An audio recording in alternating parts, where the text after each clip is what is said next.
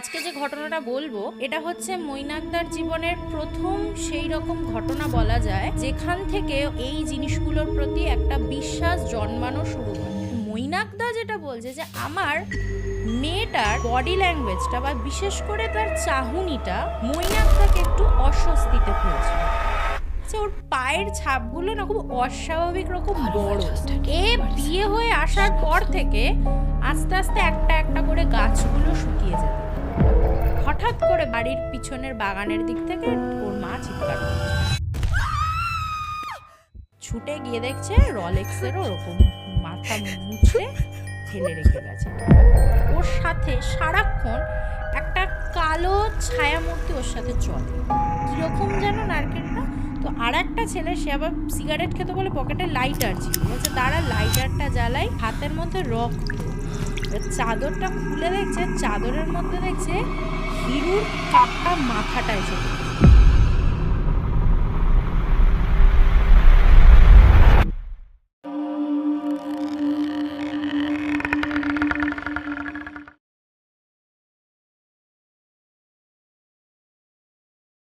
শুক্রবারের রাত, আর রাত 9টা মানেই হরর মাইন্ডসে হরর পডকাস্ট।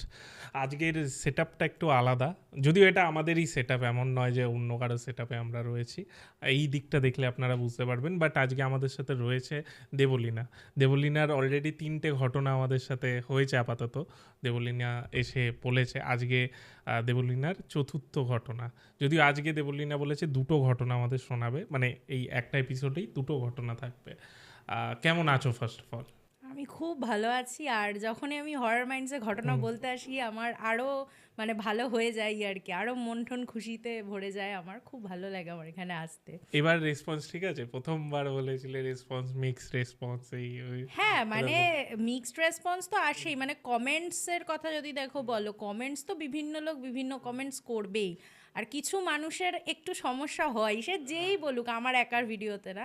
তো আমার খুব ভালো লাগে, আমি তাদেরকে খুব রেসপেক্ট করি যারা আমার ঘটনাগুলোকে সত্যিকারে শুনে যারা বলেন কোনো জিনিস, সেটাকে আমি খুব রেসপেক্ট করি, সেটা ভালো হোক বা খারাপ হোক। ক্রিটিসিজমকে সবসময় অ্যাকসেপ্ট করা উচিত, বাট সেটা যদি তারা শুনে বলে, তো সেক্ষেত্রে আর অনেকে তো খুব পছন্দ করেন ঘটনা, তাদেরকে তো অনেক অনেক থ্যাংক ইউ। আমার আগের ভিডিওটা তো অনেকে অনেক সুন্দর সুন্দর কমেন্ট করেছেন, আমার সত্যি খুব ভালো লেগেছে। তো আমি তাদের কথাগুলোকেই বেশি গুরুত্ব দিই আর কি।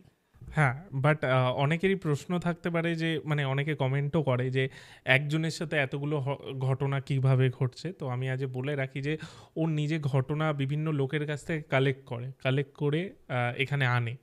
মানে প্রথমে আমাদের অডিও রেকর্ড করে পাঠায়। তো সেটাই আমি বলছিলাম যে আপনারাও যদি এরকম ঘটনা অডিও রেকর্ড করে আমাদের পাঠাতে চান, তাহলে নিচে একটি নাম্বার যাচ্ছে, সেই নাম্বারে হোয়াটসঅ্যাপ আছে, ওই হোয়াটসঅ্যাপে আপনি পুরো ঘটনাটি অডিও রেকর্ড করবেন আর আমাদের পাঠিয়ে দেবেন। তারপর আমরা সেটা শুনবো, আমাদের পছন্দ হলে তাহলে অবশ্যই আমরা এখানে ডেকে নেব।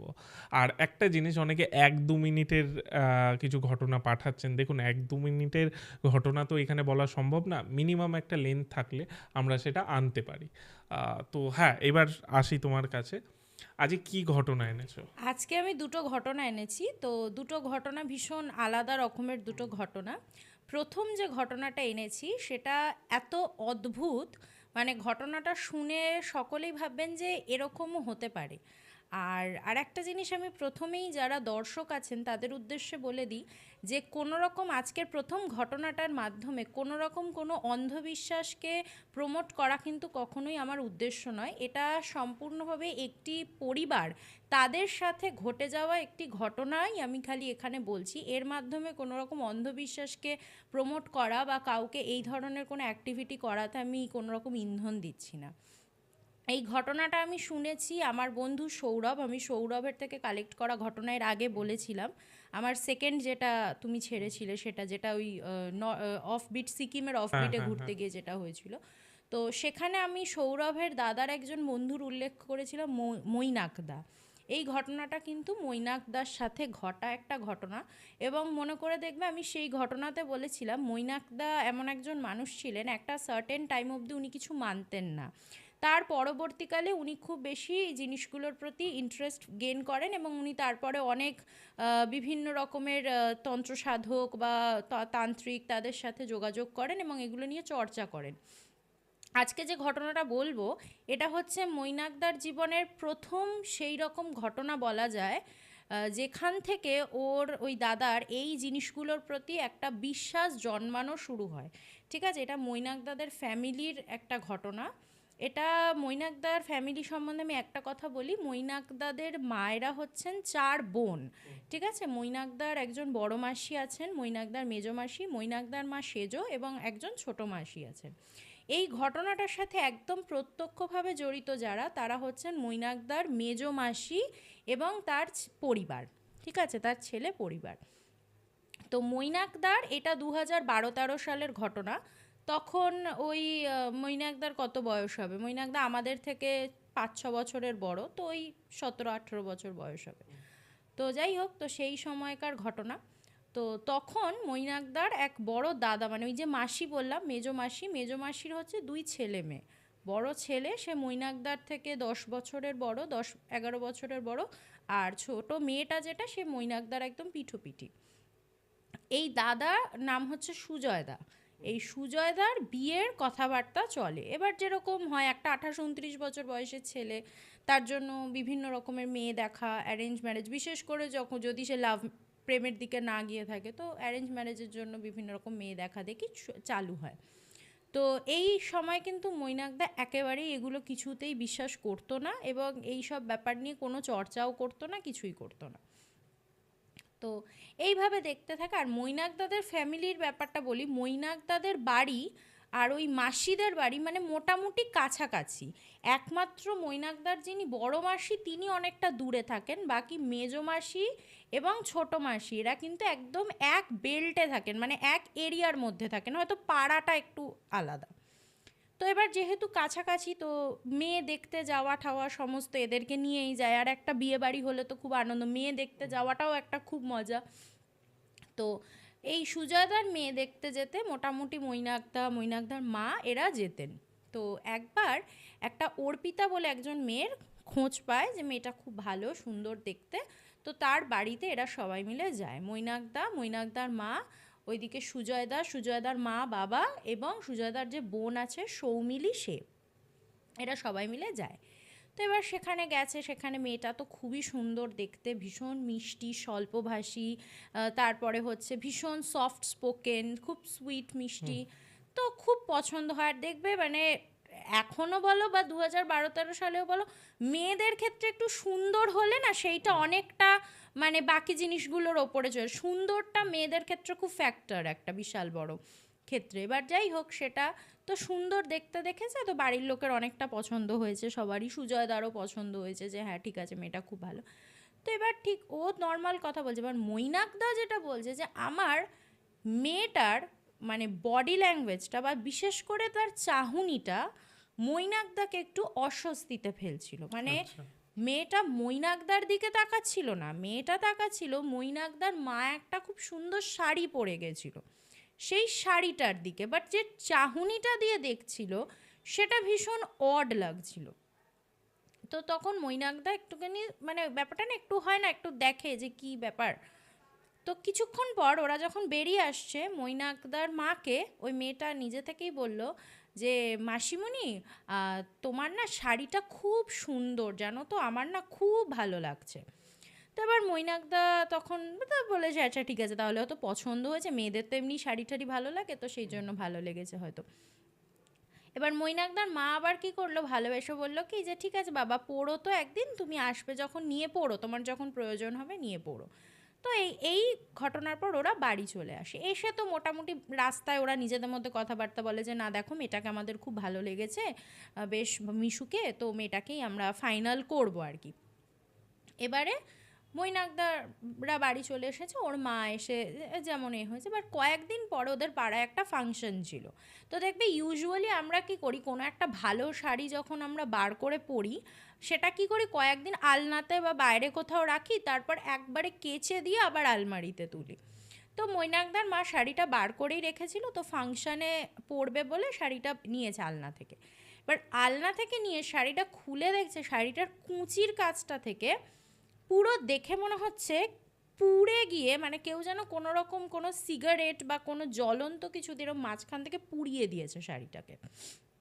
এবার শাড়িটার মেটেরিয়ালটা কিন্তু খুব ইজিলি ফ্লেমেবল, মানে তোমার ওই জর্জেট টাইপের, তো যেহেতু শিফন জর্জেট টাইপের, তো ওর মা ভেবেছে যে কোনোভাবে পুড়ে গেছে, আগুনের ফুলকি টুলকি লেগে পুড়ে গেছে। বাট তাও একটা ব্যাপার হচ্ছে যে শাড়িটা তো সেই ওদের বাড়ি থেকে এলো, তারপর তো শাড়িটা আর কোথাও পরেও নি, তো শাড়িটা নষ্ট হলো কি করে?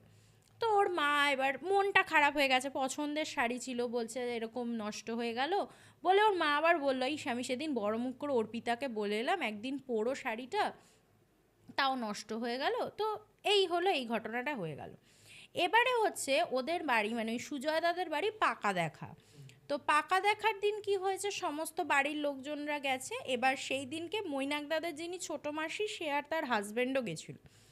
তো সে আর তার হাজব্যান্ড যখন গেছে, গিয়ে এবার ওই ওই মাসি না একটা খুব সুন্দর এরকম চোকার টাইপের একটা জুয়েলারি পরেছিল গলায়, ঠিক আছে, যেটা ওই তোমার ওই সিহরি টিহরি ওই ধরনের আর কি, মানে সোনার নয়, বাট দেখে মনে হচ্ছিল সোনার, মানে খুব সুন্দর হারটা। তো ওটা পড়ে গেছে, ওটা পরে এরকম করছে। সেদিনকে মৈনাকদা বলছে যে অর্পিতা দি ওই হারটার দিকে ওরম উইয়ার্ডভাবে তাকাচ্ছিল। মানে দেখো, একটা জিনিস সুন্দর দেখলে আমি তো তাকাবো, এটা তো স্বাভাবিক, বাট একটা না চাহনিটার মধ্যে একটা কিছু একটা উইয়ার্ড কিছু একটা ছিল, সেটা মৈনাকদার মনে হয়েছে। তো এবার তখন অর্পিতাদি হঠাৎ করে ওই মাসিটাকে বলছে, ছোটো মাসিকে বলছে, ছোটো মাসি তোমার হারটা না খুব সুন্দর, ভীষণ ভালো লাগছে হারটা। এবারে তখন মাসিটা বলছে যে তোর ভালো লাগছে, তাহলে কিন্তু তোকে পড়তে দেবো, দাঁড়া তুই বিয়ে করে আয় বাড়িতে, তোকে একদিন পড়তে দেবো। তো বলেছে আচ্ছা ঠিক আছে পড়বো, এরকম একটা করে বলেছে। এবার মাসিটা ওরা ওরা তো ওখান থেকে কথাবার্তা পাকা বিয়ের ডেট ফেট ফাইনাল করে বাড়ি চলে এসেছে। এবার বাড়ি আসার পরে হঠাৎ করে পরের দিনকে মাসিটা মৈনাকদার মাকে ফোন করেছে, ছোটো মাসি ফোন করে বলছে, মেজদি কি অদ্ভুত ঘটনা জানিস, মেজদি না শেষদি, মৈনাকদার মা শেষদি বলছে, শেষদি কি অদ্ভুত ঘটনা জানিস? বলছে কি হয়েছে? বলছে জানিস হারটা কালকে পড়ে গেলাম না অর্পিতাদের বাড়িতে, আজকে হারটা বক্স থেকে, মানে বক্সটা খুলে দেখছি হারটা পুরো টুকরো টুকরো হয়ে ভেঙে পড়ে আছে। বলছে কেন টুকরো টুকরো হয়ে? এরমভাবে একটা দেখো, যেটা গোল্ড প্লেটিংয়ের হার, ওরকম টুকরো টুকরো হয়ে কি করে ভাঙবে? হয়তো টাসেল থেকে ছিঁড়ে যেতে পারে, বা হয়তো একটা নিচের কোনো স্টোন খুলে আসতে পারে। বলছে না, পুরো টুকরো টুকরো ছোট ছোট টুকরো হয়ে গেছে ভেঙে। এবার দেখ বল, অর্পিতা পড়তে চাইলো, নষ্ট হয়ে গেল জিনিসটা, কি করি? তখন মৈনাকদার মাও বলছে জানিস তো, আমারও শাড়িটা মেয়েটা পড়তে চাইলো, নষ্ট হয়ে গেল, কি বলতো? এবার এই কথাবার্তাগুলো না মৈনাকদার মনে একটা হচ্ছে, বলে বাবা যেটাই ভালো বলছে সেটাই নষ্ট হয়ে যাচ্ছে। এটা এই চিন্তা ধারণাটা কিন্তু আসাটা ঠিক না, কারণ এগুলো সবই কোইন্সিডেন্ট হতেই পারে। তো যাই হোক, এটা হয়ে গেল। এরপরে একদিন সৌমিলির বার্থডে ছিল, ঠিক আছে, তো তখন ওর ওর একটা খুব শখ ছিল একটা স্পেসিফিক টাইপ অফ গাউন। সেটার জন্য সৌমিলি কী করেছিল, একদম মানে নিউ মার্কেটে গিয়ে তোমার মেটেরিয়াল কিনে, কাপড় কিনে, ওখানকার টেলারকে দিয়ে একদম ডিজাইন করে অনেক দাম দিয়ে, মানে ওই স্যুটটাও তৈরি করেছিল, একটা গাউন তৈরি একদম, মানে সেই বলিউড স্টাইলে তোমার একটাও গাউন তৈরি করেছিল। ওর ওটা খুব একটা আনন্দ ছিল যে না, আমার ওটা বার্থডেতে আমি ওই গাউনটা পরবো। তো এবার বার্থডে বড় করে বার্থডে সেলিব্রেট হয়েছে, তো সবাই এসেছে মোটামুটি। ওই ও যেহেতু অর্পিতাদের সাথে একদম ফাইনালাইজ হয়ে গেছে বিয়ে, ওরাও এসেছে। তো আসার পরে খুব সুন্দর করে ওরা বার্থডে সেলিব্রেট করছে। সেই দিনকে ঠিক বেরোবার আগে অর্পিতার বলেও, মানে ঠিক বেরোবার আগে এরকম অর্পিতা দিয়ে এসে ওই সৌমিলিকে বলছে, সৌমিলি তোমার জামাটা না ভীষণ সুন্দর, ভীষণ সুন্দর। এবার না মৈনাকদা বলছে, আমার ব্যাক অফ দ্য মাইন্ড চলছে জামাটাও নষ্ট হবে, আমার ব্যাক অফ দ্য মাইন্ড এটা চলছে যে জামাটাও নষ্ট হবে। তো বলছে কি ভীষণ সুন্দর তোর জামাটা, জানিস তো? তখন ও আবার বলছে যে ঠিক আছে, আমি তো বানিয়েছি শখ করে, জানো তো। এবার মেয়েলি যেরকম আলোচনা হয় আর কি, যে আমি না এই ছবিটা দেখে বানিয়েছি, জানো তো, স্পেশাল করে তৈরি করিয়েছি। এই বলছে না সত্যি খুব সুন্দর। তো বলে গেছে। এবার এর দুদিন পর কি হয়েছে, সৌমিলি জামাটা ড্রাই ক্লিনিকে দিয়েছে। এবার ক্লিনিকে বলেছিল যে ড্রাই ক্লিন করে আপনি ফেরত দিয়ে দেবেন। ক্লিনিকে দিয়ে বাড়ি ঢুকবে, হঠাৎ করে ক্লিনিক থেকে ফোন করেছে, ড্রাই ক্লিনিকের যে দোকান, লন্ড্রি থেকে ফোন করেছে। বলছে কি না, বলছে আপনি এসে এরকম জামাটা ফেরত নিয়ে যান, বা জামাটা একবার দেখে যান। তখন বলছে কেন, ফেরত কেন নেব? বলছে না জামাটা কিন্তু পুরো পোড়া, আপনি তারপরে এসে আমাকে দোষ দেবেন যে আমি ইস্ত্রি দিয়ে জিনিসটাকে পুড়িয়ে ফেলেছি, আপনি আমার জামাটা কিন্তু পুরো পোড়া। তখন ও না মানে হাউ হাউ করে কান্নাকাটি করার মতো অবস্থা। ও তখন গেছে ছুটে যেখানে মানে ক্লিন করতে দেয় আর কি, সেখানে ছুটে গেছে, লন্ড্রিতে গেছে, গিয়ে দেখছে সত্যি জামাটা দেখে পুরো মানে এই রকম পোর্শন, যেটা পায়ের কাছের পোর্শনটা, পুরো দেখে মনে হচ্ছে মানে আয়রন বসিয়ে দিলে ভুল করে যেরকম পুড়ে যায় যেরকম, পুরো ওরকমভাবে জ্বলে গেছে জায়গাটা। তো তখন ও এবার মানে ওইখানে বসেই কাঁদতে শুরু করেছে, লন্ড্রির সামনে বসেই ও কাঁদতে শুরু করেছে যে আমার এত শখের জামাটা এইভাবে নষ্ট হয়ে গেল।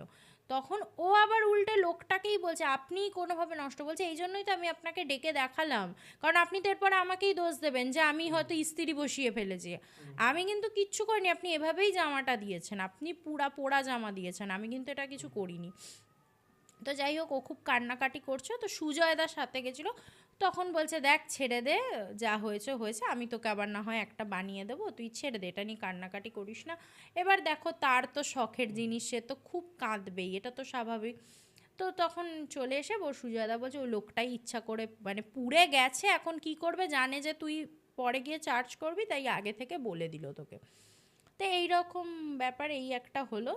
এই ঘটনাটাও সুজয়দাদের মা, যে সে মৈনাকদার মাকে ফোন করে বলেছে, কারণ দেখো কাছাকাছি তো বনে বনে কথা হয়েছে যে জানিস তো এরকম এরকম হলো।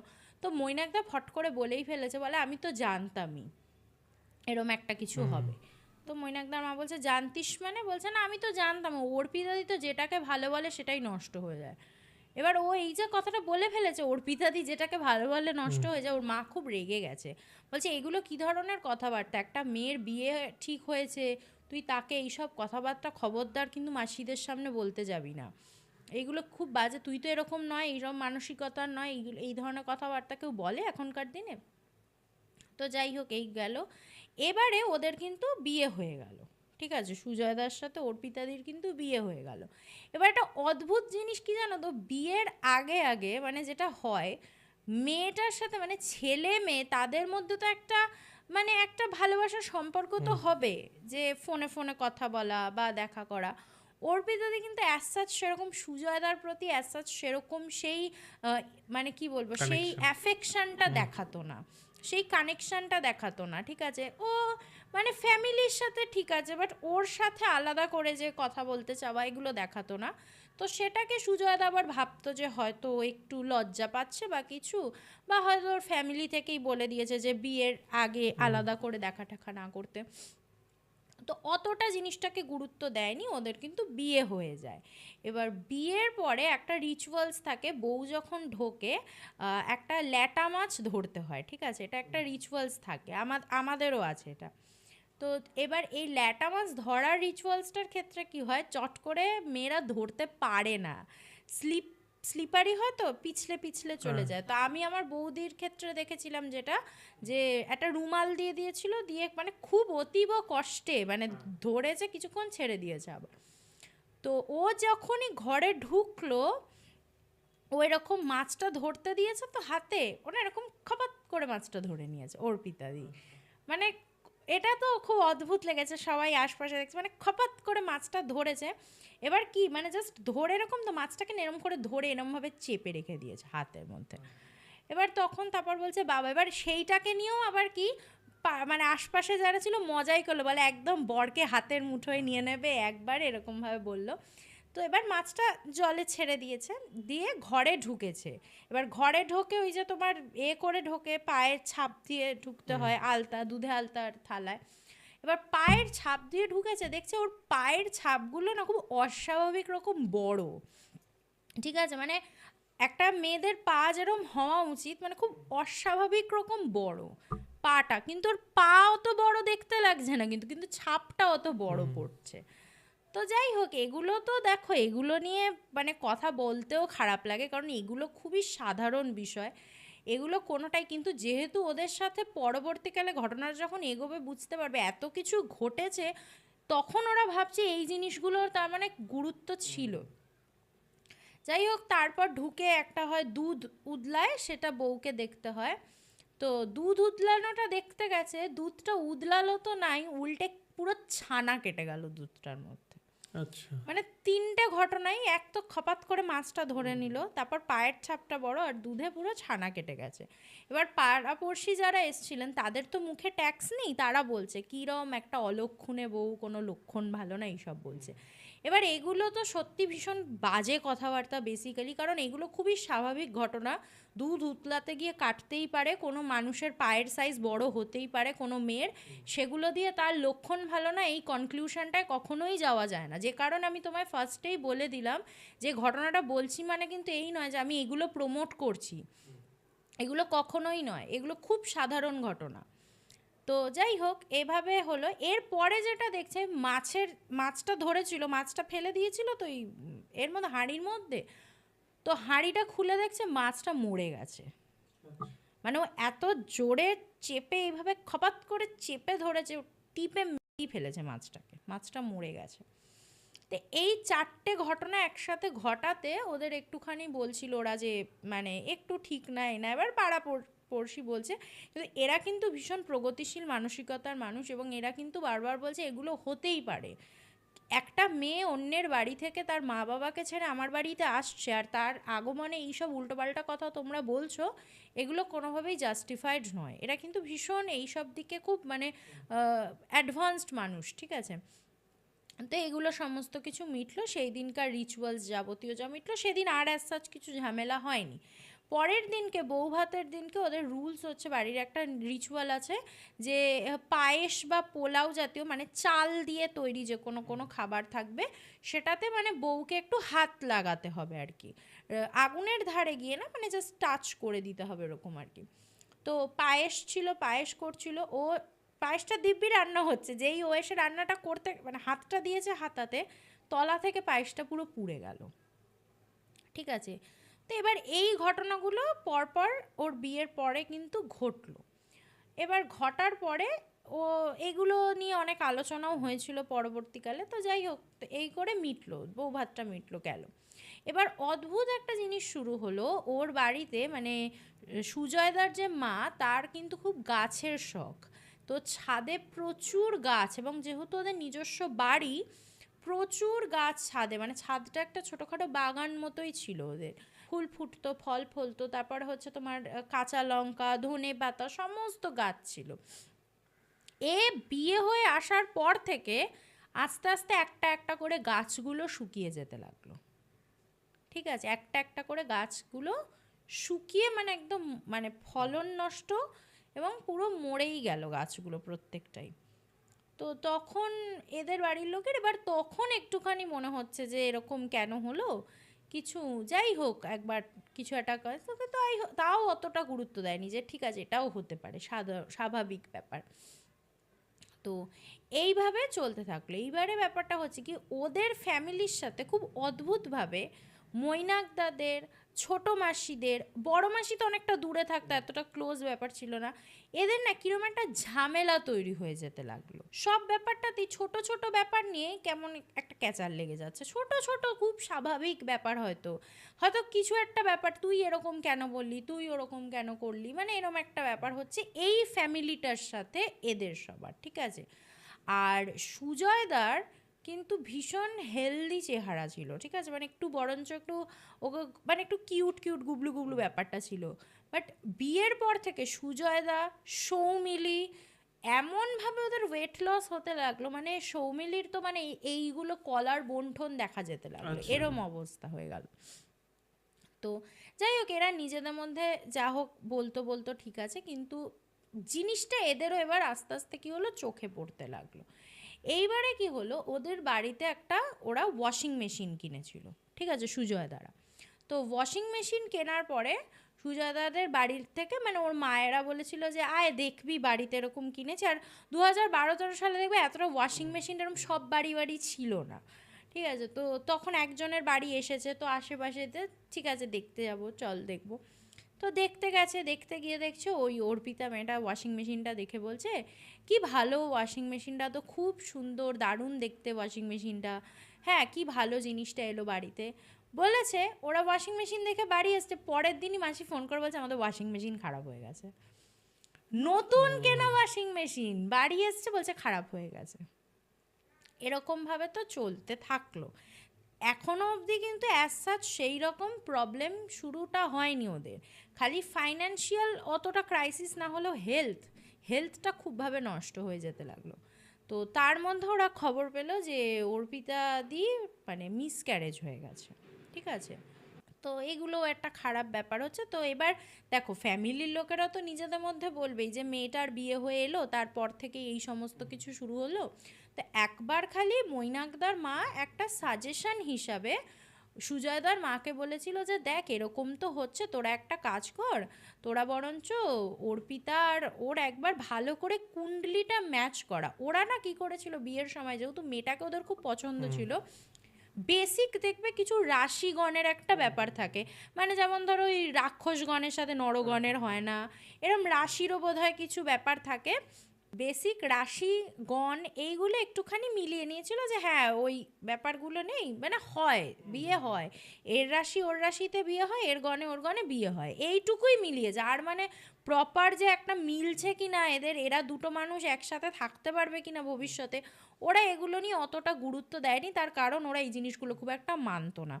আমি বললাম না ওরা খুব প্রগতিশীল মানুষ ছিলেন, ওরা কিন্তু এগুলো খুব একটা মানতো না। ওরা মনে করতো অনেকের গণ রাশি মিলেও কিন্তু অনেকে বিয়ে টেকে না, তো সেখানে অত গুরুত্ব দেয়নি, মাঙ্গলিক দোষটা দেখে নিয়েছিল আর ওই গণ রাশি দেখে নিয়েছিল, তো বিয়ে করে নিয়েছিল। তো বলেছে খালি একটা সাজেশন হিসেবে যে একটা কারোর থেকে ভালো অ্যাস্ট্রোলজার দেখিয়ে একবার একটা কুণ্ডলিটা চেক করিয়ে নে যে ওদের কিছু প্রবলেম আছে কিনা, বা দেখ কোনো দোষ আছে কিনা, দোষটাকে কাটিয়ে নে তোরা। তো এর মা সুজয়দার মা অদ্ভুতভাবে রিয়্যাক্ট করে মৈনাকদার মাকে বলছে তোরাও তো অপয়া, তোদেরও তো আমি অপয়া বলতে পারি, তোরা ওয়াশিং মেশিনটা দেখতে ঢুকলি আর আমাদের ওয়াশিং মেশিনটা খারাপ হয়ে গেল, তোদেরও তো অপয়া বলতে পারি, আমার ছেলের বিয়ে তো তোরাও বাড়িতে এসছিলিস, তোদের জন্যও তো হতে পারে, আমার বউয়ের পেছনে তোরা সবাই মিলে কেন পড়ে আছিস। তো তখন না ওরা অবাক, বলছে আমি তো বলছি না তোর বউকে বাড়ি থেকে তাড়িয়ে দে, আমি বলছি একটা মিলিয়ে নে, যদি সমস্যা থাকে সেটার উপায় আছে, কোনো সমস্যা নেই, তোদের মনে সমস্যা আছে। এবার দেখো এটা দুটো হতে পারে, এক যে তারা সত্যি অন্ধ হয়ে গেছে তাদের বউয়ের ভালোবাসায়, আর দুই তারা সত্যি এটা মানে না এবং তারা সবগুলোকেই কোইন্সিডেন্সই ভাবছে। তো যেটাই ভাবুক ঠিক আছে ভালো, কিন্তু এতগুলো ঘটনা যখন পরপর ঘটছে তারা কোনো রকম এটা নিয়ে গুরুত্ব দিচ্ছে না। তো যাই হোক, এবং তাদের কিন্তু চেহারা প্রচণ্ডভাবে কমছে, শুকিয়ে যাচ্ছে বাড়িটার মধ্যে। যাই হোক এরকম গেল।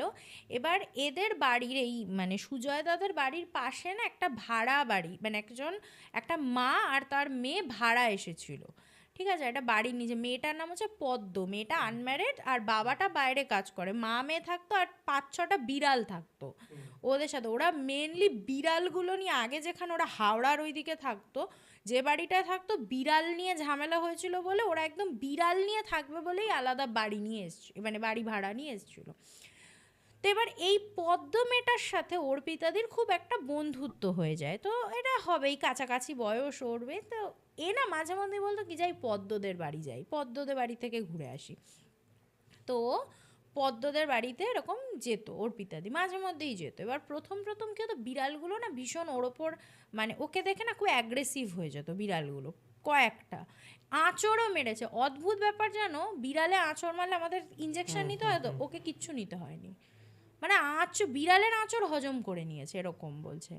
মানে মৈনাকদার মাকে বা ছোট মাসিকে ফোন করে হয়তো বলেছে জানিস তো অর্পিতাকে না বিড়ালে আঁচড় মেরেছে, এরা বলেছে ইঞ্জেকশন দে, বলে না না ও তো ঠিক হয়ে গেছে, জ্বর পর্যন্ত আসেনি বিড়ালের আঁচড় খেয়েও, তো জ্বর পর্যন্ত আসেনি, মানে বিড়ালের আঁচড় অবধি হজম করে নিয়েছে এরকম মানুষ। তো যাই হোক, তো এবার মাঝে মধ্যেই যেত বিড়ালগুলো, আঁচড়া তো প্রথমে পরের দিকে না, আর কয়েকটা বিড়াল ওর ভীষণ পায়ে পায়ে ঘুরতে লাগলো, মানে ওকে মানে অ্যাকাস্টমড হয়ে গেল ওর সাথে। এবার ওদের একটা ছোট্ট বিড়াল ছিল, সেই ছোট্ট বিড়ালটাকে দেখে একদিন অর্পিতাদি বলছে কি সুন্দর পদ্ম তোর বিড়ালটা, কি সুন্দর কি সুন্দর করে খুব আদর করে বাড়ি এসেছে। পরের দিন দেখছে পদ্মদের বাড়ি থেকে বিশাল চিৎকার চেঁচামেচির আওয়াজ। তো কি হয়েছে, তো সবাই বেরিয়ে গিয়ে দেখছে ওদের বাড়ির পিছনে বিড়ালটাকে মানে কেউ যেন মনে হচ্ছে ঘাড় মোটকে মেরে ফেলে দিয়ে গেছে, পুরো মানে মুচড়ে ঘাটটা মোটকে ফেলে দিয়ে গেছে ওই বাচ্চা বিড়ালটাকে। তো তো এবার স্বাভাবিক যাদের বাড়ির বিড়াল তারা তো প্রচণ্ড কান্নাকাটি করছে যে এরকম হলো কেন, কি করে হলো, কি করে হলো। তো এবার এই মেয়েটা গিয়ে অর্পিতাদি গিয়ে ওকে মানে একটা দিচ্ছে যে যাই হোক সমবেদনা জানাচ্ছে যে না ঠিক আছে হলো কি করে হলো। এবার অনেক সময় দেখবে কিছু বদমাইশ লোক থাকে তারা এগুলো করে, ঠিক আছে। আমাদের আশপাশে এরকম মানুষরূপী মানে পশু থাকে যারা নিরীহ পশুদের ওপর এই ধরনের অত্যাচার করে, বিষ খাইয়ে মেরে ফেলা বা এইরকম করে, পা ভেঙে দেওয়া, এগুলো করে। তো এবার ওরা তো পাড়ায় থাকে, ওরা কিন্তু জানতো না যে পাড়ায় এরম নৃশংস কেউ আছেন বলে। তো সবাই একটা চিন্তায় পড়লো যে এরকমভাবে কে করলো বিড়ালটার ওপর। আর এটা তো নিরীহ অবলা জীব, বলো নিরীহ অবলা জীব, কারোর তো ক্ষতি করেনি কোন। যাই হোক এই গেল। এর কয়েকদিন পদ্মদের বাড়ি অর্পিতাদি যাওয়া বন্ধ করে দিল। আবার 1-2 সপ্তাহ মানে 3 সপ্তাহ পর আবার ও গেছে অর্পিতাদি ওদের বাড়িতে গিয়ে আবার আর একটা বিড়ালকে দেখে বলছে খুব সুন্দর তো তোর বিড়ালটা, খুব সুন্দর, কি সুন্দর করে আদর করছে। ঠিক পরের দিনকে ওই বিড়ালটাও এক সেম ঘাড় মোটকে বাড়ির পিছনে ফেলে দিয়ে গেছে কেউ। তো এইভাবে না ওদের 5টা 6টা বিড়াল ছিল বললাম, সব কটা বিড়াল গেল এইভাবে। আচ্ছা। এবং যে বিড়ালটাকে ও আদর করতো, ও বলতো ভালো সুন্দর সুইট বলে আসতো, পরের দিনই বিড়ালটা মরে যেত। এখানে গিয়ে এমন একটা পরিস্থিতি তৈরি হলো, পদ্মদের যখন শেষ বিড়ালটা ওদের মারা গেল, পদ্ম আর পদ্মর মা দেখো তারা তো বাইরের লোক, তারা তো বলতে ছাড়বে না। আর বিড়ালগুলো ওইভাবে বলছে, একদম স্ট্রেট ওকে দেখে বলছে তুমি একটা ডাইনি, তুমি আমার বাড়িতে এসেছো আমাদের বিড়ালগুলোকে যেগুলোকে আদর করো পরের দিনই সেই বিড়ালগুলো এভাবে এরম বীভৎস মৃত্যু হয় তাদের। তো তুমি তুমি আসবে না আমাদের বাড়িতে, তুমি ঢুকবে, তোমার ছায়া আমরা মারাতে চাই না। তো যাই হোক এগুলো বলতো, অর্পিতাদি কষ্ট পেত। এবার দেখো সত্যি অ্যাজ ওর তো কিছু দোষ না, ও তো কিছু করছে না। এবার ও কি করবে যদি ও কিছু ভালো বললে সেটা নষ্ট হয়ে যায়। এটা কেন হচ্ছে কি হচ্ছে ও তো কিছু জানে না, সত্যি কথাটা যেটা। তো এইভাবে চলতে থাকে চলতে থাকে। এবার একদিন মৈনাকদাদের বাড়িতে একটা অনুষ্ঠান হয়, ওর মা বাবার অ্যানিভার্সারি ছিল, মৈনাকদার মা বাবার অ্যানিভার্সারি ছিল। তো সেদিনকে আবার সব ফ্যামিলি ইনভাইটেড হয়, সবাই আসে এদের সাথেও। এবার সুজয়দার মায়ের সাথে যতই ঝামেলা হোক, দিদি তো তাকে তো আর বাদ দিয়ে দিতে পারে না একটা অনুষ্ঠান বাড়ি থেকে। তো ইনভাইট করে সুজয়দা, ওর বউ আসে, মাসি মেশো আসে। মৈনাকদা কিন্তু প্রথম থেকেই বলছে আমার মনই বলছে আজকে একটা কিছু খারাপ কিছু হবে। এবার দেখো মৈনাকদা হয়তো জিনিসগুলো বিশ্বাস করতো না, কিন্তু ও যে পরবর্তীকালে এই যে এগুলো নিয়ে চর্চা করবে বা এগুলোর প্রতি ইন্টারেস্ট গেন করবে, এগুলো তো ওর হয়তো জীবনের ভবিতব্যই ছিল। সব কিছুই তো বলে না, আমরা বলি না সব কিছুই আগে থেকে ঠিক করা থাকে। তা ও যে ভবিষ্যতে এই তন্ত্র সাধনা বা এই জিনিসগুলোর প্রতি ইন্টারেস্টেড হবে এটাও তো ওর ভবিতব্য ছিল। তাই হয়তো ওর মধ্যে কোনো এমন স্পেশাল ক্ষমতা আছে যেটা থেকে ও বিপদটা আঁচ করতে পারে সহজে। আর এমনিও দেখবে এটা কোনো স্পেশাল ক্ষমতার প্রয়োজন পড়ে না, আমাদের যে কোনো ক্ষেত্রেই খারাপ কিছু হবার আগে না আমাদের একটা মন বলতে থাকে যে আজকে একটা কিছু কিন্তু খারাপ হতে চলেছে, এটা আমাদের মন বলে। ওর ক্ষেত্রে হয়তো একটু বেশিই জানান দিত। তো মৈনাকদা কিন্তু বলছে আমি কিন্তু জানি আজকে একটা কিছু খারাপ কিছু হবে। তো যাই হোক আমি আগেরটাতেও বলেছি মৈনাকদার কুকুরের ভীষণ শখ, প্রচুর পোষ্য ওর মানে অনেকগুলো পোষ্য। আগেরটাতে তখন তো ড্যানি ছিল ল্যাব্রেডর, এবং এই ঘটনাটা যখন হচ্ছে 2012-13 সাল, তখন ওর কাছে একটা ছোট পাগ কুকুর ছিল, মানে যেগুলোকে ভোডাফোনের কুকুর বলে, সব পাগ কুকুর ছিল। তো ওটার নাম ছিল রলেক্স। তা সেই কুকুরটা ওর ভীষণ প্রিয় ছিল, খুব প্রিয় ছিল, ওর কাছে থাকতো, সারাক্ষণ থাকতো। তো এসেছে অর্পিতাদি, ও না রলেক্সকে একটু দূরে দূরেই রেখেছে যে মানে যাতে হ্যাঁ মানে ওকে না বলে ফেলে। কিন্তু ওই একটা মানে সবটাই ভবিতব্য, লাস্টে ঠিক বেরোবার আগে অর্পিতাদি দেখছে রলেক্সকে এরকম মানে ওর যে এটা হয় না বকলেসটা হয় না, ধরে টানছে, টেনে বলছে আসো আসো না আমার কাছে আসো, কি সুন্দর দেখতে, কি কিউট, আসো আসো করে বলেছে। যেই বলেছে মৈনাকদা দূর থেকে দেখতে পেয়ে এসে ছুটে রলেক্স হাতে ঝাটকা মেরে টেনে নিয়েছে, নিয়ে বলছে ও যেতে চাইছে না, ওকে কেন টানছো তুমি, একদম ওর দিকে তাকাবে না, এরকমভাবে টেনে নিয়েছে। তো অর্পিতাদি তখন বলছে আমি কি করলাম, আমি তোকে আদরই করছি, আমি তোকে ভালোবাসি না, তোমার আদরের তো দরকার নেই ওকে, ও যেতে চাইছে না কেন যাচ্ছ তো, কেন ডাকছো ওকে তোমার কাছে, বলে টেনে নিয়ে চলে গেছে। এবার এই যে ও একটু রুডলি বলে দিয়েছে, এটাতে ও খুব দুঃখ পেয়েছে যে আমাকে আজকে ও এরকমভাবে মৈনাক বললো, যতই হোক একটা ও তো দেওর। এরকমভাবে বললে, এত ছোট সে এরকমভাবে বলল।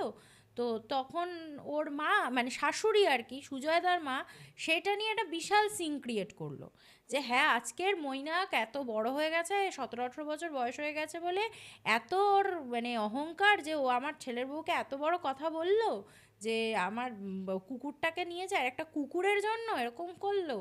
তো তখন মৈনাকদা বলছে ও কুকুর হতে পারে, ও আমার প্রাণ, ও আমার, ওকে কেন তুমি হাত দিয়েছো এরকম করে। ও কিন্তু বলেই যাচ্ছে, কারণ ও তো বুঝতেই পারছে যে এবার রলেক্সের কি হতে চলেছে ওর সাথে।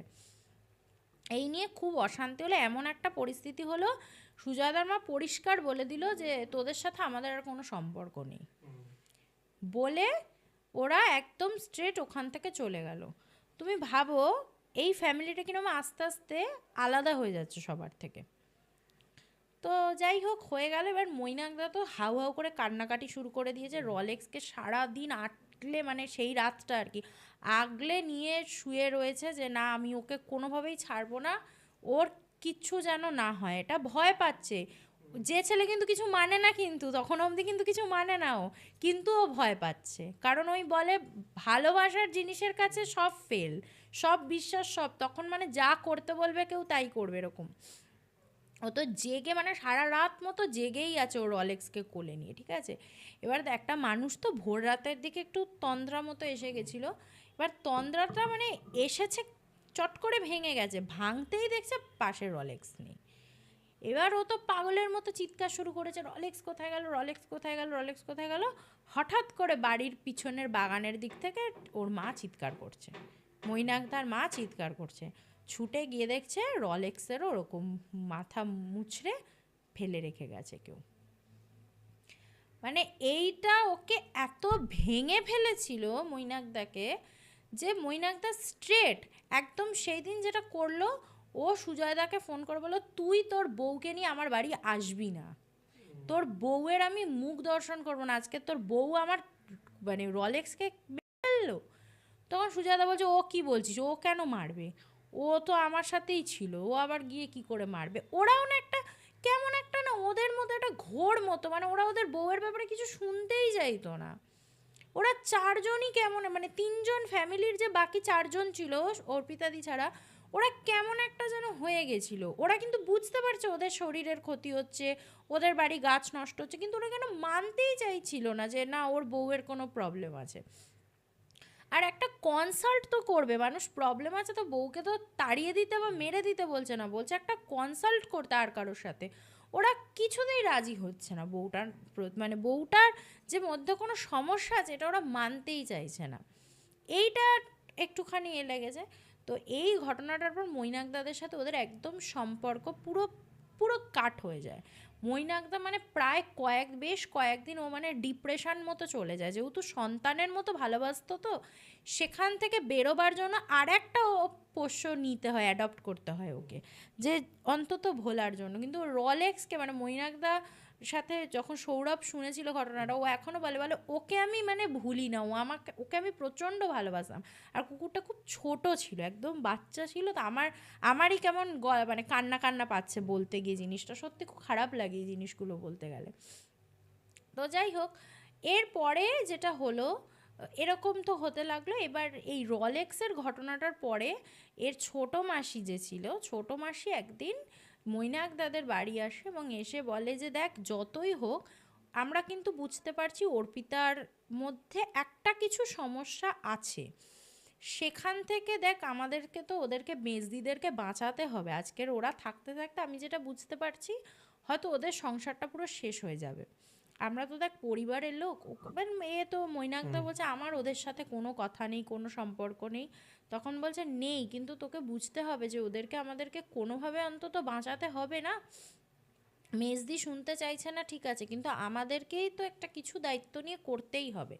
তো এই যে মাসি ছিলেন, এনার হাজব্যান্ডের একজন কলিগ ছিলেন, তিনি গুণিন, ঠিক আছে, তিনি এইগুলো পারতেন করতে। তো তিনি বললেন যে ওনাকে একদিন আমি নিয়ে আসবো আমাদের বাড়িতে, মেজদিকে আমি জানাবোই না যে উনি গুণিন বা উনি এগুলো কিছু করেন, আমি খালি একটা গেট টুগেদারের আয়োজন করব, সবাই আসবে, ওরাও আসবে, আমি অর্পিতাকে খালি ওনাকে দেখাবো, কারণ উনি অনেক অভিজ্ঞ উনি মোটামুটি দেখেই একটা কিছু আইডিয়া করতে পারবে যে কি হলো, ঠিক আছে। তো এবারে ওদের ওরকম বাড়িতে বিজয়া দশমীর পরে একটা ওই হলো, কি বলে ওটাকে, বিজয়া সম্মেলনী করা হয়। সেখানে সব ফ্যামিলি গেট টুগেদার হয়, মৈনাকদারাও যায়। মৈনাকদা তো একদম মানে মুখ দেখা দেখি বন্ধ, মানে ও মুখের দিকেই তাকাতো না ওর, এমন একটা পরিস্থিতি হয়ে গেছিলো। মানে ওর ব্যাপারটা দেখো, ও ব্যবহারটা ঠিক করছে না, কিন্তু ওরও তো দেখো পোষ্যটা খুব প্রাণাধিক প্রিয় ছিল, সে ওভাবে মারা গেছে, তার মৃতদেহটা দেখে ও এটা মেনে নিতে পারেনি। যাই হোক, তো তারপরে ওই অর্পিতারা আসেন এবং ওই ভদ্রলোক আসেন, মাসি ইচ্ছা করেই ওনাদের সাথে আলাপ করাতে ওনাকে নিয়ে যান, যে এটা হচ্ছে আমার দিদির ছেলের বউ। আর এবার ওনাকে দেখেই না অর্পিতাদির মধ্যে একটা কেমন একটা চঞ্চলতা, মানে ওনাকে অ্যাভয়েড করা শুরু করলো, ওনার সামনে যেতে চাইছে না, চোখের দিকে তাকাতে চাইছে না, কেমন একটা করছে। আর এই ভদ্রলোকও মানে ওকে দেখেই না একটা এরকম একটা মানে একটু চমকে মতো গেল। তো এবারে অর্পিতাদি তখন থেকেই শুরু করেছে, বাড়ি চলো না, ভালো লাগছে না, শরীরটা খারাপ লাগছে, বাড়ি চলো, ভালো লাগছে না করে করে ওরা বাড়ি চলে গেল। অর্পিতাদি কিন্তু এর সামনে থাকতেই পারলো না বেশিক্ষণ। তো ভদ্রলোক তখন বললেন যে, মানে মাসিক এবং ওনার হাজব্যান্ডকে বললেন, একটা মিটিং করুন, আমার কিছু বলার আছে আপনাদেরকে। তো তার 2-3 দিন পরে ওনারা একটা মিটিং করে, মানে মৈনাকদার মা বাবা মৈনাকদা ছিল, আর এই ছোটো মাসি এদের কোনো সন্তান ছিল না, এরা ছিল, আর ওই ভদ্রলোক এসেছিলেন। উনি এসে বলছেন যে আপনার যে দিদির ছেলের যে বউ, এটা ওকে দেখে আমি চমকেছিলাম, আপনি বুঝেছেন? বলছে হ্যাঁ চমকেছিলেন। বলছে ওর পিছনে ওর সাথে সারাক্ষণ একটা কালো ছায়ামূর্তি ওর সাথে চলে। আচ্ছা। বলছে এটা কেন? বলছে এটা কেন আমি বলতে পারবো না, হয়তো ওর জন্ম থেকেই ওটা ওর সাথে আছে, মানে কোনোভাবে ওর সাথে ওটা অ্যাসোসিয়েট হয়ে গেছে। এটা কেন অ্যাসোসিয়েট হয়েছে এর কিন্তু কোনো উত্তর আমার কাছে নেই, আমি কিন্তু ওরকম কোনো মিথ্যা উত্তর আপনাকে দিতে পারবো না। হয়তো ওর জন্মের সময় টাইমের জন্য হতে পারে, কীভাবে কী কারণে অ্যাসোসিয়েট হয়েছে, বা ওর মা হয়তো যখন প্রেগনেন্ট ছিল সেই সময় হয়তো ওর মায়ের সাথে চলে এসেছে, মানে কেন এসেছে আমার কোনো উত্তর নেই, কিন্তু ওর সাথে আছে এবং এটা জন্ম থেকে আছে। এটাকে আমি আলাদা করতে পারবো না, আমি জানি না এটা আলাদা করা যায়ও কি না, কারণ এত দিন ওর সাথে আছে তো ওর কিন্তু আলাদা, কিন্তু ওর পেছনে সারাক্ষণ একটা অপশক্তি ওর সাথে চলে, কোনো একটা অপদেব, মানে কোনো একটা খারাপ কিছু ওর সাথে চলে, এবং সেই কারণে ও যে জিনিসটাকে ভালো বলে সেটাকে সে নষ্ট করে দেয়।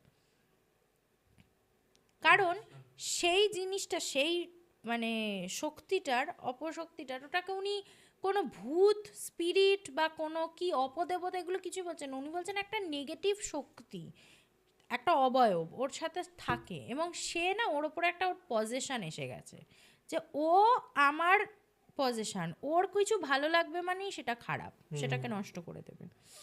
এবং সেই জন্য যেহেতু ওর সাথে সারাক্ষণ থাকে, ওর হাবভাবে এই জিনিসগুলো চলে এসেছে। ও মাছটা ধরলো, মাছটা কিন্তু অর্পিতাদি মারেনি, মেরেছে কিন্তু ওই লোকটা, মানে লোক না, মানে যাই হোক ওই জিনিসটা ওই কিন্তু মেরেছে, বিড়ালগুলোকেও ওই মেরেছে, সবাইকে ওই মেরেছে, এবং এমনকি ওর যে হাজব্যান্ড, ওর ফ্যামিলি সবও শেষ করে দেবে। মানে ছেলেটাকে বলছে আপনার যে ওর যে বর আছে না, তাকে পুরো শেষ করে দেবে ও, পুরো মরে যাবে ও, শুকনো হয়ে মানে শুকিয়ে মরে যাবে, পুরো ফ্যামিলি মরে যাবে আপনারা যদি এখন কিছু ব্যবস্থা না করতে পারেন। গাছের পাতা নষ্ট, ওরা সব বলেছে, ওপরে বাগান ফাগান সব নষ্ট, বলছে হবেই তো, ও তো যেখানে যাবে সেখানেই মানে মড়ক লেগে যাবে, এরকম আর কি ব্যাপার। এবার ওই জন্য ওর দুধের ছানাটা, এবার দেখো আমি না দুধে ছানা কেটে যাওয়াটাকে আমি কাকতালীয়ই বলছি, আমি এটার সাথে ওটাকে অ্যাসোসিয়েট করতে চাইছি না, এটা খুব সাধারণ ঘটনা। কিন্তু আদার্স যে জিনিসগুলো আমি সেইগুলোর কথা বলছি, যে ধরো বিড়ালগুলোর মরে যাওয়া, বা এই রলেক্সের মরে যাওয়াটা, বা গাছপালা, পরবর্তীকালে যখন আমি বলছি ওর মা বাবার সাথে কথা বলাবে, জানাবে ওদের বাড়ি একটা টিয়া পাখি ছিল সেটাও মরে গেছিলো, এই জিনিসগুলোকে আমি বলতে পারি যে এগুলোর সাথে এটা রিলেশন থাকতে পারে।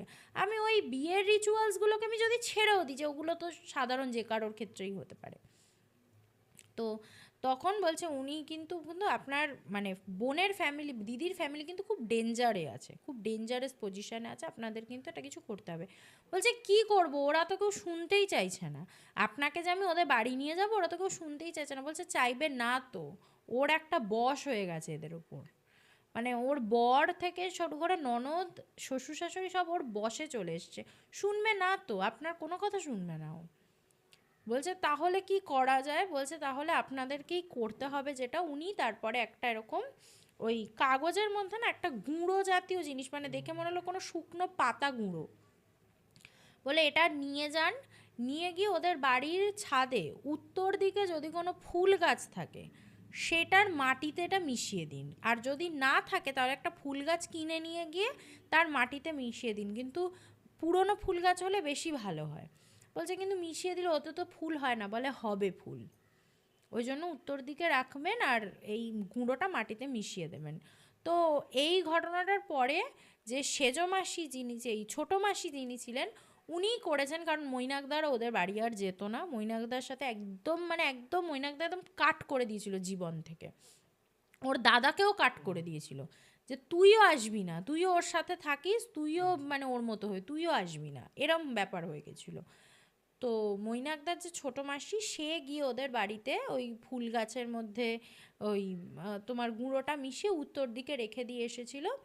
এবার তারপরে ওদের তো একই কাছাকাছি বাড়ি, তো যেতে আসতে চোখে পড়তো, দেখতো সত্যি ফুল ফুটেছে গাছটায়।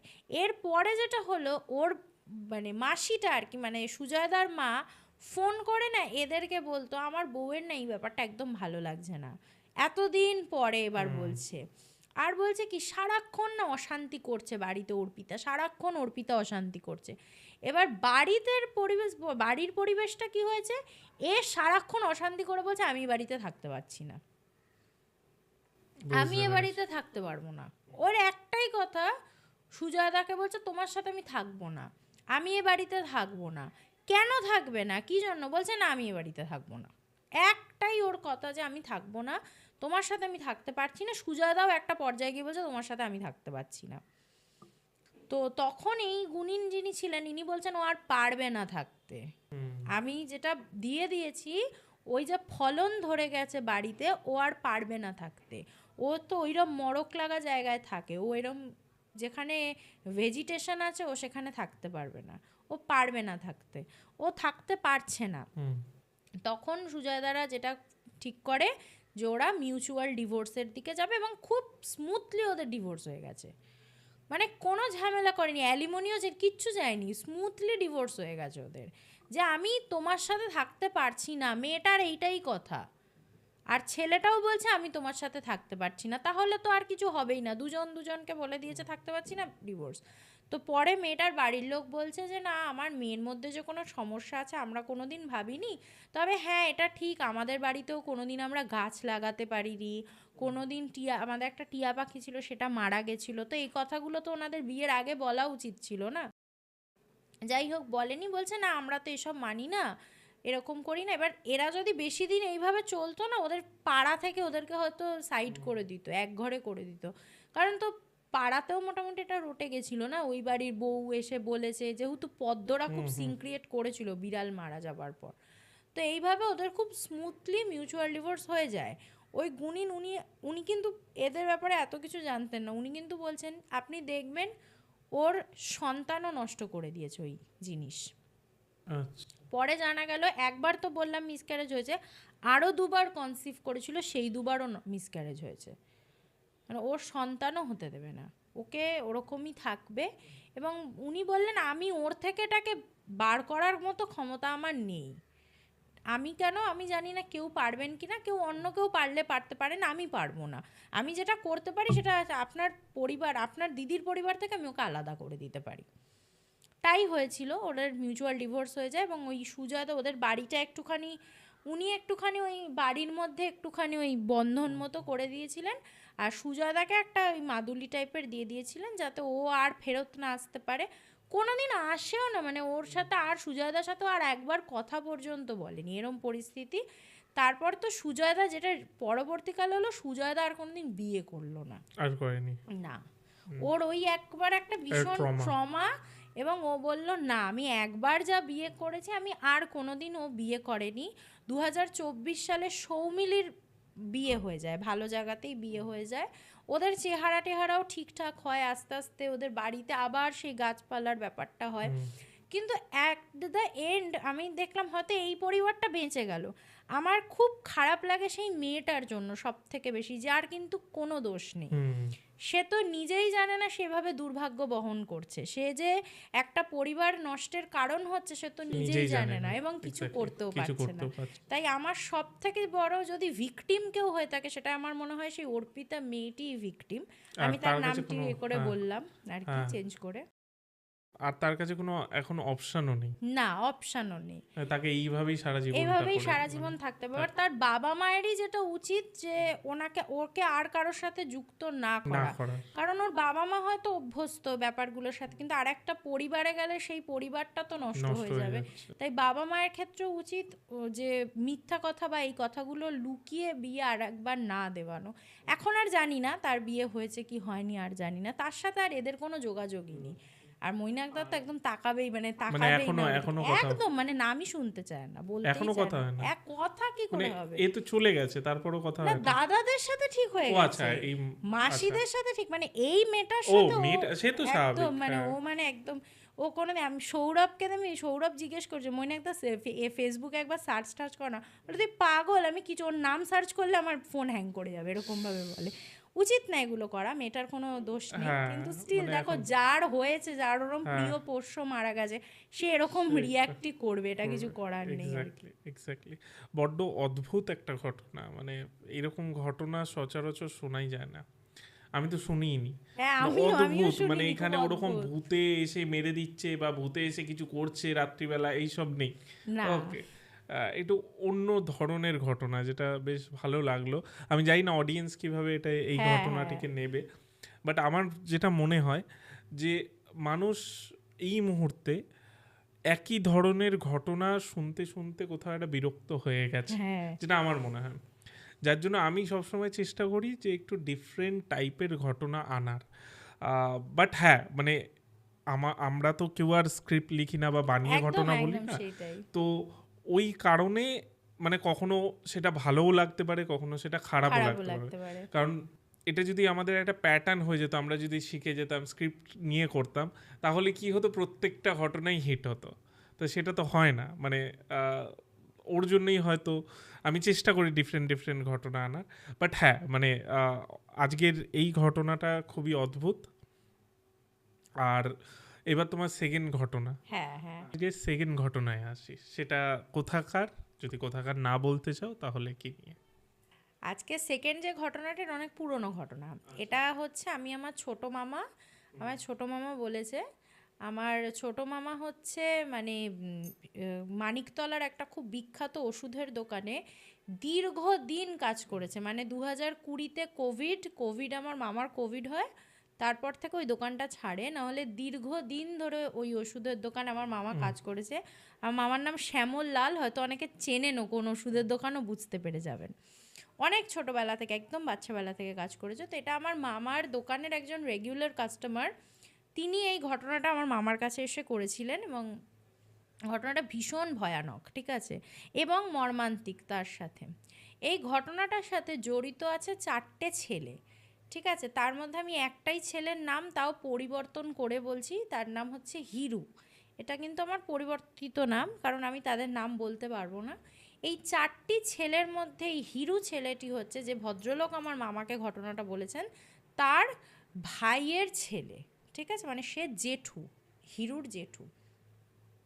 তো ঘটনাটা হচ্ছে এই হিরুরা 4 বন্ধু, এরা 1971 সালে, তখন নকশাল পিরিয়ডে নকশাল আন্দোলনের সাথে যুক্ত হয়ে যায়, এবং খুব মানে সক্রিয়ভাবে তারা এই মুভমেন্টের সাথে জড়িত হয়ে যায়, এবং তারা ভীষণ রাজনৈতিকভাবে ভীষণ অ্যাক্টিভ হয়ে যায়, এবং তারা বিভিন্ন মানে বৈপ্লবিক কাজকর্ম করতে শুরু করেন, এবং সেগুলো স্বাভাবিক, বোঝাই যাচ্ছে যে তৎকালীন পুলিশদের বা প্রশাসনের বিরুদ্ধে সেই সমস্ত কাজগুলো এরা জড়িয়ে পড়ে, এই অতিবাম রাজনীতিতে জড়িয়ে পড়ে। তো এইভাবে চলতে চলতে এই 4 জনের নামে শ্যুট অ্যান্ড সাইটের অর্ডার বেরিয়ে যায় পুলিশদের থেকে। তো সেখানে এদের এবার বোঝাই যাচ্ছে যে এদেরকে পালিয়ে পালিয়ে বাঁচতে হয়, ছদ্মবেশ ধরে পালিয়ে বাঁচে। এবং বিভিন্ন জায়গায় পুলিশের খোঁচর তো বিভিন্ন জায়গায় থাকতো, সেই সময়টার পরিবেশটা বুঝতেই পারছো, 71 সাল কি ছিল। তো বিভিন্ন জায়গায় খোঁচর থাকতো পুলিশের, তারা বিভিন্ন জায়গায় খোঁজ দিয়ে দিত, ওরা যেখানেই পালাতো পুলিশ আসতো, এরা আবার পালিয়ে আসতো। এইভাবে ওদের লাইফটা চলতে থাকে, ঠিক আছে। তো চলতে চলতে একটা সময় হয় কি যে ওরা আর পালাবার জায়গা পাচ্ছিল না।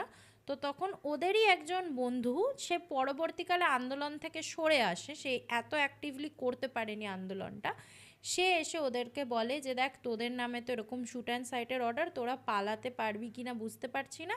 তো ওদেরকে একটা বাড়ির খোঁজ দেয়, যেটা একটা পরিত্যক্ত বাড়ি, এবং বাড়িটা হচ্ছে কুখ্যাত, বাড়িটা হচ্ছে ওই ভূত প্রেতের জন্য, ঠিক আছে। তো জানোই এই ধরনের রাজনৈতিক আদর্শে যারা বিশ্বাসী, তারা এক, ভূত প্রেত খুব একটা মানতো না, অ্যান্ড সেকেন্ড, ওরা ভাবে যে ভূতের হাতে মরা পুলিশের গুলির থেকে মরার থেকে ভালো, পুলিশের গুলিতে মরতে হবে তার থেকে ভালো ভূতের হাতে মরি, ওরা এটাই ভেবেছে। তো ভেবে বলেছে আচ্ছা ঠিক আছে, তাহলে বাড়িটাতে ওরা গিয়ে থাকতে শুরু করে। কলকাতারই একটা জায়গার বাড়ি আর কি সেটা। বাড়িটা একটা একতলা বাড়ি, বাড়িটার সামনে একটা বড় নারকেল গাছ আছে এবং পাশে একটা পুকুর আছে। এই পুরোটাই হচ্ছে ওই বাড়িটারই বাউন্ডারি, পুকুরটাও কিন্তু ওই বাড়ির ওনারেরই পুকুর ছিল। বাড়িটায় কেন কেউ যে কোনো দিন যায় না, বাড়ির যিনি ওনার ছিলেন তিনি হচ্ছেন, একদিন হঠাৎ করে এসে লোকে দেখেছিল বাড়িতে মরে পড়ে আছে, তারপর থেকে কেউ থাকে না বাড়িটায়। পুলিশের ওই ওই ব্যাপারটাও ওখানে একটু কম, নিরাপদ, ভূতের ঘটনাটা ঘটেছে তো। তো ওরা এখানে 4 জন মিলে থাকতে শুরু করে। তো প্রথম কদিন তো বেশ নির্বিঘ্নে কাটছে, কারণ ওদের কাছে পর্যাপ্ত রসদ ছিল, ওদের কাছে সমস্ত কিছু, প্লাস কি এখানে ভয়টা কম, কারণ পুলিশের খোঁচর থেকে শুরু করে যারা এই বাড়িটার আশপাশে খুব একটা আসতে চাইতো না, ভূতের ভয়তেই আসতে চাইতো না, ওরা কিন্তু যথেষ্ট নিরাপদে ছিল, এবং ওরা কিন্তু কোনো ভৌতিক কিছু ফেসও করেনি কখনো। ওরা নির্বিঘ্নে কাটতে থাকে, ওদের দিন কাটতে থাকে, মোটামুটি বসবাসযোগ্য করে ওরা কাটে। যাদের এরম পালিয়ে পালিয়ে বাঁচতে হচ্ছে তারা তো সব পরিস্থিতিতেই মানিয়ে নিতে পারবে নিজেদেরকে, তো যাই হোক সেইভাবে ওরা থাকতে শুরু করে। এবার হঠাৎ করে একটা সময় গিয়ে কি হয়, ওদের যে রসদটা ওরা নিয়ে গেছিলো সেটা আস্তে আস্তে ফুরোতে থাকে। যেহেতু 4টে মানুষ খাওয়া দাওয়া করবে, তাদের রসদটা ফুরোতে থাকে। তখন ওরা খুব চিন্তায় পড়ে যায়, কারণ ওরা বাইরে বেরিয়ে কিছু কেনাকাটা করতে পারবে না, কারণ জায়গাটা একটু নিরিবিলি, সেখান থেকে লোকালয়ে গিয়ে কিনতে গেলে লোকালয়ের ওই সব জায়গায় তো এক তো পুলিশের লোক আছে, সেকেন্ড ওদের যে ছবি চতুর্দিকে বেরিয়ে গেছে, তো ওদেরকে তো যেখানে দেখবে সেখানেই মারবে, এরকম ব্যাপার হয়ে গেছে। তো ওরা যেহেতু লোকালয়ে যেতে পারছে না, রসদটাও আস্তে আস্তে ফুরিয়ে আসছে, এরকম করতে করতে রসদ যখন পুরো শেষ হয়ে গেল, ওরা 2-3 দিন না খেয়ে থাকলো। তারপর ওরা ভাবছে যে না, এরমভাবে তো চলবে না, আমি না খেয়ে থাকলে তো বাঁচবো না, বাঁচতে তো হবে, বাঁচার জন্যই তো পালাচ্ছি, নাহলে তো পুলিশের হাতে মরেই যেতাম। তো তখন হিরু ছেলেটা ভীষণ ভালো গাছে চড়তে পারতো। তো হিরুকে তখন বলে যে হিরু, বাড়ির লাগোয়াই তো নারকেল গাছ, বাড়ির বাউন্ডারিতেই তো, তুই এক কাজ কর, উঠে নারকেল পেড়ে দে, ডাব বা নারকেল যেটা হয় পেড়ে দে, বরঞ্চ অন্তত একটা নারকেল ভেঙেও তো খেতে পারবো। তো তখন ছেলেটা বলে আচ্ছা ঠিক আছে দাঁড়া, যাবো, কিন্তু দিনের বেলা যাব না, কারণ দিনের বেলা দেখবে লোকজনের সাহস বেশি থাকে, কেউ কোথাও থেকে দেখে নিল নারকেল গাছে আওয়াজ হচ্ছে, একটা ব্যাপার হয়ে যাবে। রাত্রেবেলা করবো, রাত্রেবেলা কেউ দেখতেও পাবে না, আর যদি আওয়াজও হয় ভাববে ভূতের বাড়ি, ভূতে আওয়াজ করছে। তো এইসব ভেবে রাত্রেবেলা বলেছে আমরা উঠবো একদম মাঝরাতে। তো হিরু উঠেছে নারকেল গাছে, আর এদেরকে বলেছে তোরা একটা এরকম বিছানার চাদর নিয়ে, বাকি 3 জনকে বলেছে তোরা নারকেল গাছের নিচে দাঁড়িয়ে থাক, আমি ওপর থেকে নারকেলটা ফেলবো, নিচে পড়বে। তো বলেছে আচ্ছা ঠিক আছে। তো এরা নিচে দাঁড়িয়ে আছে, হিরু উঠে গেছে টর করে, ও তো উঠতে পারে, ও উঠে গেছে, উঠে গিয়ে ওখান থেকে ও এরকম মানে নারকেলটা পারতে উঠলো। অনেকক্ষণ সময় গেছে, ও কিন্তু খুব এক্সপার্ট এইসব কাজে, অনেকক্ষণ সময় হয়ে গেছে, কোনো মানে আওয়াজ আসছে না বা কিছু আসছে না। তো এরা না নিচ থেকে বলছে এই হিরু কিরে আয়, কতক্ষণ লাগাচ্ছিস, পেলি নারকেল পেলি? এবার ওপর থেকে না একটা আওয়াজ আসছে, ঠিক এরকম,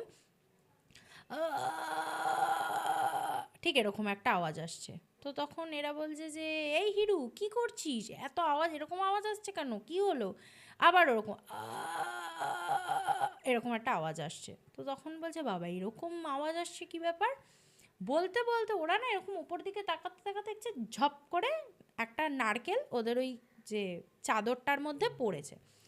তো ওরা ভেবেছে ওটা পেরে নিয়েছে, হয়তো কাটারি ফাটারি তো ছিল না, হয়তো নারকেল ওইভাবে পাড়তে গেছে, টানতে গেছে, ওভাবে আওয়াজ হয়েছে, যাই হোক। তো ঝপ করে নারকেলটা পড়েছে, তো ওরা বলছে চলে আয় চলে আয়, তুই এবার নিচে নেমে আয় নিচে নেমে আয় বলে চাদর, অন্ধকার তো, চাদরটার মধ্যে হাত দিয়ে দেখছে হাতটা এরকম চ্যাট চ্যাট করছে, ঠিক আছে, আর এরকম না মানে লোম লোম টাইপের লাগছে। তো তখন বলছে এই দেখ তো এটা নারকেলটা কীরকম যেন নারকেলটা। তো আর একটা ছেলে, সে আবার সিগারেট খেতে বলে পকেটে লাইটার ছিল, বলছে দাঁড়া লাইটারটা জ্বালাই। এবার লাইটারটা জ্বালিয়ে দেখছে হাতের মধ্যে রক্ত। এবার চাদরটা খুলে দেখছে, চাদরের মধ্যে দেখছে হিরুর কাটা মাথাটা এসে পড়েছে। আচ্ছা।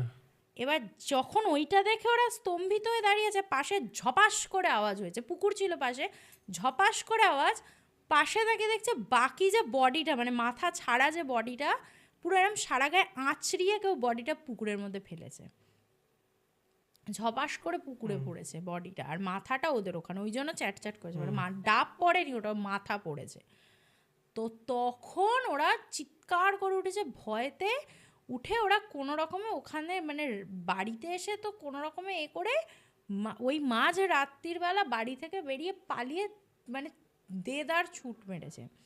এবং পরে ওরা ভাবছে যে নিশ্চয়ই যিনি ছিলেন এদের কিন্তু কিছু ক্ষতি করছিল না, ও কিন্তু শেল্টার দিয়েছিল, যেহেতু গাছে উঠে ওর জিনিসগুলো পারতে গেছে, নারকেল মানে ওর একটা প্রপার্টিতে নষ্ট করতে গেছে, ওকে ওখানে বসে ওই মাথাটা মুচড়ে ছিঁড়ছিল বলে ওই রকম মানে মুচড়ে উপড়াচ্ছিল বলে ওরকম করে আওয়াজ হচ্ছিল। পরবর্তীকালে এই তিনটে ছেলে তিনজন তিন দিকে ছিটকে যায়। এদের সাথে পরে কি হয় অতটা জানে না, এদেরই মধ্যে একটি ছেলে এই জেঠুর কাছে এসে এই ঘটনাটা বর্ণনা করে। তো তিনি এই ঘটনাটা এসে মামাকে বলেন। এটা কিন্তু এই মানে ওই ওষুধের দোকানের মোটামুটি সবাই এই ঘটনাটা জানে, এটা খুব পরিচিত একটা ঘটনা ওখানকার। তারপর আমার মামা সেটা আরো সবার কাছে ছড়িয়ে দিয়েছে, আমার মামা আরো সুন্দর করে, আমার মামা আরো ভালো করে ঘটনাটা বলতে পারতো, খালি আসতে পারেনি বলে, নাহলে আমার মামা আরো সুন্দর করে বলতে পারতো, যেহেতু ও একদম ফার্স্ট এতে শুনেছে আমার মামা, মানে একদম অরিজিনাল যাদের সাথে হয়েছে বা যাদের সামনে হয়েছে তাদের কাছ থেকে শুনেছে। মানে অনেক সময় ভায়া হয়ে এলে জিনিসগুলো অনেকটা চেঞ্জ হয়ে যায় বা এরকম হয়ে যায়। তো এই আর কি, যাই হোক এইটাই ছিল ঘটনাটা, ছোট ঘটনা, ছোট না, ছোট হতেই পারে, বাট যে সিচুয়েশনটা সেই রাতে যদি কেউ থাকতো তাহলে সে বুঝতে পারতো যে এরকম একটা সিচুয়েশন কি হতে পারে। হ্যাঁ, যাই হোক খুবই ভালো লাগলো তোমার সাথে পডকাস্ট করে, প্রত্যেকবারের মতোই এবারও খুবই ভালো লাগলো। আশা করছি আগামী দিনে তুমি আরও ঘটনা নিয়ে আসবে আমাদের জন্য। আর আপনাদের জন্য বলি যে আপনারাও যদি আমাদের ঘটনা পাঠাতে চান তাহলে নিচে একটি নাম্বার যাচ্ছে, সেই নাম্বারে পুরো ঘটনাটি অডিও রেকর্ড করে, মানে আপনাদের শোনাও হতে পারে বা আপনাদের সাথে ঘটাও হতে পারে, সেই নাম্বারে পুরো ঘটনাটি অডিও রেকর্ড করে আমাদের পাঠিয়ে দিন, আমরা সেটা শুনবো, তারপর আপনাদের এখানে ডেকে নেব। আজকের মতো আসছি, আবার দেখা হচ্ছে পরের শুক্রবার ঠিক রাত 9টায়। থ্যাংক ইউ তোমায়।